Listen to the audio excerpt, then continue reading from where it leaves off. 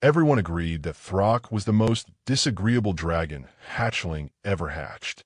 The dragon had emerged from his egg already furious, as if offended by the very act of existence. His scales were a mottled gray-brown, patchy and uneven. His wings were too small for his chunky body. His teeth were crooked, his breath smelled like sulfur mixed with regret, and he had a tendency to bite anything that moved, and sometimes things that didn't. The dragon keepers at the sanctuary despaired. Other hatchlings bonded with humans. Throck attacked them on principle. "He's impossible," declared Master Carrick, nursing a bandaged hand. "We should separate him from the others before he hurts someone." That was the day Emma wandered through the wrong door. The 6-year-old girl, blonde and gap-toothed, had slipped away from her tour group while the guide was distracted. She was small enough to fit through a partially open gate, curious enough to explore anywhere, and innocent enough not to understand danger. She found herself in the hatchling enclosure, face to face with the dragon everyone had deemed a menace. Throck saw her immediately. His small, beady eyes locked onto the tiny human, and he crouched low, his muscles tensing. This was it, his moment to prove how dangerous he was, how unwelcome this strange-smelling creature was in his territory. Emma took a step forward. The dragon opened his mouth, smoke curling from his nostrils. He was prepared to unleash a roar that would send her screaming back to her tour group. But then Emma smiled. "You're so cute," she exclaimed, her voice filled with genuine delight.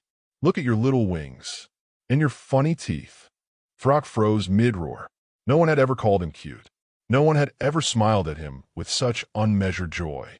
No one had ever looked at him and seen something worth loving rather than something to fear. "Can I pet you?" Emma asked, approaching with the confidence of a child too young to understand rejection. She reached out her small hand and touched his scales. They were rough and warm, and beneath her touch, Throck felt something he had never experienced before. Acceptance. Not tolerance. Not duty. Acceptance. The dragon hatchling lowered his head instead of striking. Emma giggled and ran her fingers along his snout. "You're the cutest dragon I've ever seen," she whispered conspiratorially, "even if you look grumpy." For the next hour, Emma and Throck played together in a way that shocked every dragon keeper who discovered them. The supposedly vicious hatchling was allowing a human child to braid flowers through the rough scales along his spine. He was nuzzling his ugly head against her chest. When she laughed, he rumbled with what could only be described as contentment. "This is impossible," Master Carrick breathed, watching from a safe distance. But it wasn't impossible. It was simple. Emma had seen Throck not as a problem to be solved or a danger to be managed, but as a creature deserving of love. She called him cute when the world called him awful. She had touched him gently when others feared his touch. She had chosen kindness without hesitation or qualification. That choice changed everything. Over the following months, Emma visited Throck every day. She brought him treats, fruits and vegetables that he grew to prefer over the standard dragon feed. She told him stories about her day. She taught him that the world wasn't hostile, that humans could be trusted, that attachment wasn't weakness. And Throck, in turn, transformed. His scales gradually became a beautiful deep gray with hints of silver.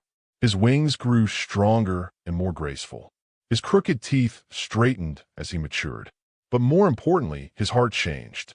The awful, aggressive hatchling became the gentlest dragon in the sanctuary.